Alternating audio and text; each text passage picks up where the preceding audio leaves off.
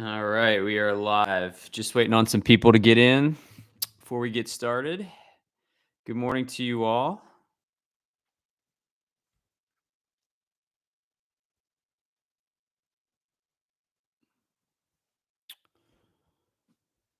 All right, today we're going to talk about Saints free agency. We're going to talk about the players that they have as free agents, and specifically Terron, I should say, Armstead.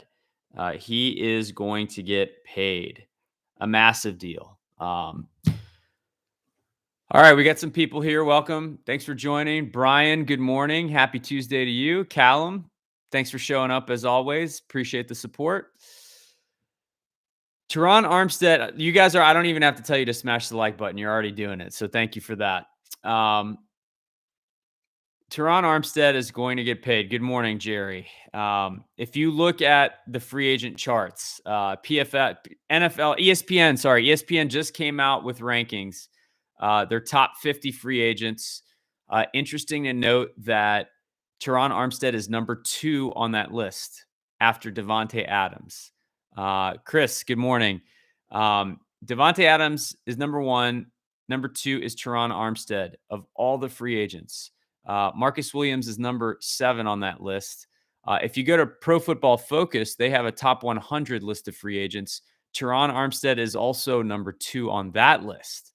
And Marcus Williams I think he was 8 or 9. So both in the top 10. So the Saints are currently with 2 top 10 free agents, but both rank Armstead as number 2.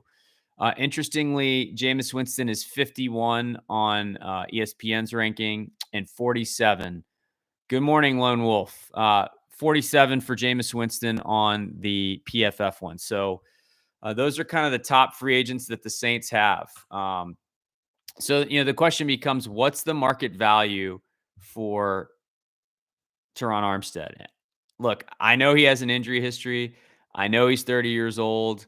That should be a ding against him. But if you go right now on Sport Tac, their calculated market value for an elite left tackle that's 30 years old, I'm just telling you guys, 4 years, $95 million, $96 million. So he's hovering around $24 million a year. I was talking to Ralph this morning. Ralph actually inspired me for this topic, and I think Chris is right. Yeah, like consecutive start bonuses. He'll get bonuses based on playing time. That will all matter. But the bottom line is, Terron Armstead is getting paid like an elite left tackle because that's what he is, and he may get some bonuses that are based off of whether he plays or not. But I'm telling you guys, like, not only is he an elite player when he's healthy, but he plays at a prime position, a position that every team wants and every team needs. And the teams with salary cap are going to throw stupid money at Terron Armstead. So you kind of have to ask yourself 2 things. Number 1, does he want to come back to the Saints at all costs? Would he want to give the team a cap-friendly deal? Number 2, and we've talked about this already, he counts $12 million against the Saints next year if he's off the team. If he goes and signs with someone else, because of the way they structured his deal, he's going to cost them $12 million against the cap. So even if the Saints give him a stupid contract like this, let's say 4 years, $96 million, then I think he is going to probably have a cap number in year 1 that's less than $12 million. And if you're able to eject from the deal in year 3, then maybe it's worth it for the Saints to extend him.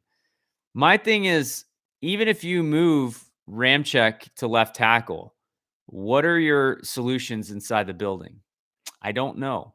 And so it's difficult. It's difficult when the Saints have set themselves up cap-wise to already pay him $12 million this year. To me, that's a commitment that you almost have to keep him, right? You could let him walk. You could absorb that $12 million. And to me, it really boils down to, are the Saints looking to be competitive or not? Midge Jones, who dat? Thanks for joining us this morning. That to me, that's really the bottom line. And I think Sean Payton is a piece of this puzzle, because if Sean Payton comes back and the Saints are going YOLO, we're all in, we're trying to win again, then you got to bring back Armstead. You can't have a problem at left tackle and expect to win.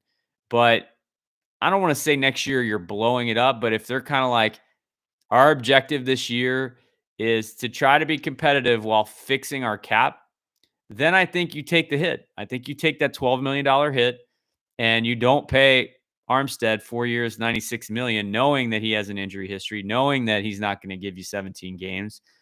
And you just suck it up and say, it's going to be Ramczyk and whatever we can find at right tackle. So I think it's going to be a really tough thing. And Lone Wolf makes a great point here. Offensive tackle, especially left tackle, is arguably more important than the quarterback position. It's no surprise that teams would highly covet an elite player like Armstead in free agency. Guys like Terron Armstead, again, forget the injury stuff. Guys of his talent, his speed, his power, they don't become available in free agency. So when they do, teams will pay whatever. I mean, let's just think about what Brandon Scherf got in free agency. I mean, just think about some of these guys that have entered free agency. Think about what Andrews Pete got from the Saints for hitting the open market. Um, Armstead is going to get paid way more than that. So you're not only so his market value. This is according to Spartak. 4 years, $96 million. That's an annual salary of almost $24 million a year. So I think that's what you're looking at with him. It's going to be a lot. He's going to get a huge deal. Marcus Williams, obviously, safeties get paid a lot less, less of a coveted position. The market value for Marcus Williams is 5 years, $68 million, roughly $13.5 million a year. To me, that's a lot more palatable. That's a lot more. You could afford to pay that. So, that's something to look at. Patrick, good morning. I've got a couple questions here about some stuff. So I'm gonna tackle these real quick. Chris Blum wants to know, what scouts are they losing in the offseason? Do they have a backup targets ready in free agency? The Saints always have a plan, and they always have backup plans. So I think that's fair. Right now, Jeff Ireland is not going to be he's not a finalist for the Bears job. So right now it looks like they're going to be keeping him, which is a positive. So I don't really see any scouts leaving. Ryan Pace is currently looking for a job, and that's something to keep an eye on. I would not be surprised to see the Saints bring him back. They always thought very highly of him. He's more on the pro personnel side of things. So I don't know that he would necessarily be a draft guy, but certainly with free agency around the corner, it would not surprise me to see them poking around at Ryan Pace and seeing if he was interested in coming back. Obviously, he'll have to survey his job opportunities and all that.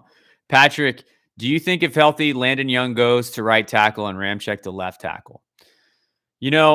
I got to say, one of the biggest disappointments this season for me was Landon Young going down after that first game, because I thought he played really well in it. And I think he's going to be a good player in the league. And for him to go on IR and get shelved for the year was a big disappointment when you consider that he potentially was the future.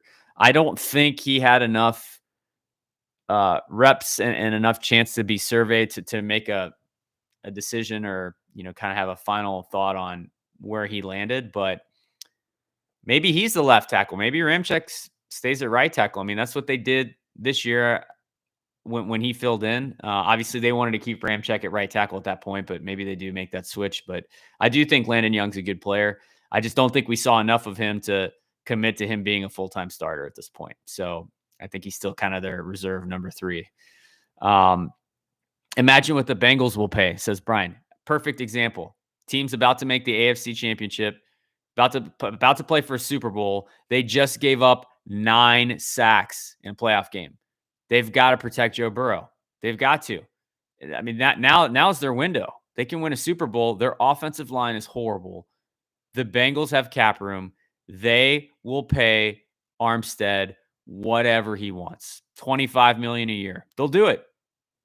I mean, is there any doubt in your mind that the Bengals will pay whatever it takes to get a guy like Terron Armstead? None. So I'm telling you, you may not think he's worth it. You may think he's injury prone. I tend to think he's a terrific player, and he's kind of the heart and soul of the offense, honestly. I mean, he's team leader, team captain, all that stuff. But he is going to get paid a massive, massive deal. Um,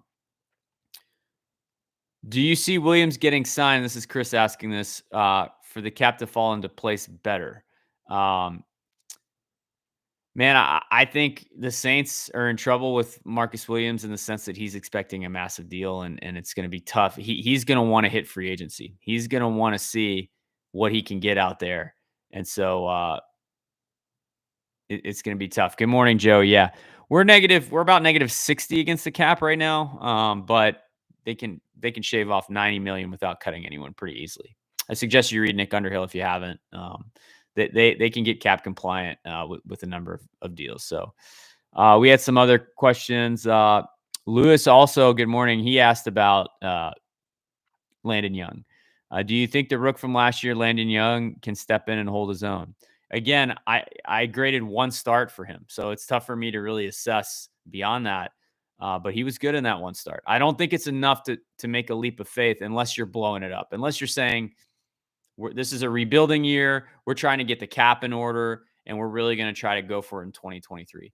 To me, that's not fair to guys like Demario Davis, Cam Jordan, Lattimore, Kamara. They've made long-term commitments to the Saints and signed deals with the understanding that the Saints continue to try to go for it. So to me, I think you can't pay Armstead 12 million bucks and let him walk.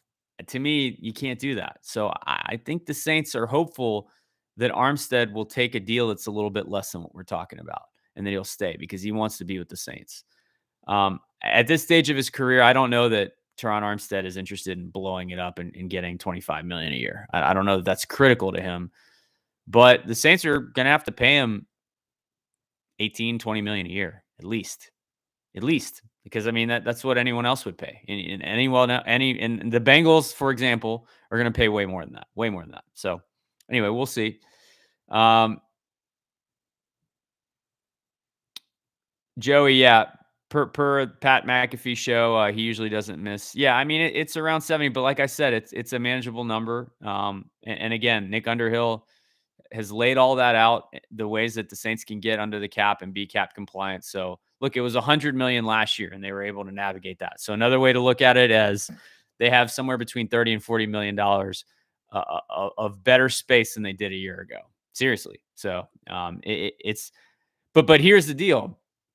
You're in a similar circumstance in the sense that you probably have to hold on to players and give them more money to stay. So it's like guys like Demario Davis, Cam Jordan, Armstead, you're committing into the twilight years of their contract. So it makes it harder to eject from those deals. When you have a problem with Michael Thomas and you might be looking to eject from him, when you give him that bonus money and you amortize it's a signing bonus, which amortizes over the life of the deal, it makes it more expensive to eject as you get further into it. So that's the deal. You become more pot committed when you do this and you do these cap shenanigans. You become more pot committed to these contracts that over time can get worse.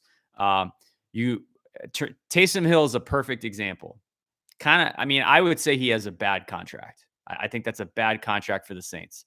And the Saints are, quite frankly, forced to basically extend a bad deal further so that they don't get stuck paying him while he's not on the team, And so they've got to make his number better. And so they basically push the problems into the future. And that's what the Saints have always done. They keep pushing their problems into the future. And eventually that comes to roost. I mean, it did a little bit this year with Drew Brees. But it's really, I mean, COVID is the thing. The cap going backwards is really what killed the Saints. Obviously no one expected that. No one knew that this was going to come. And that, this whole thing, like, we don't have to worry about the cap. I mean, COVID did make things a lot more problematic for the Saints. But look, they're navigating it. I'm not worried about that. And again, with Armstead, it's almost better to have him on the team. He'll be cheaper. So I think the Saints have to try to do it.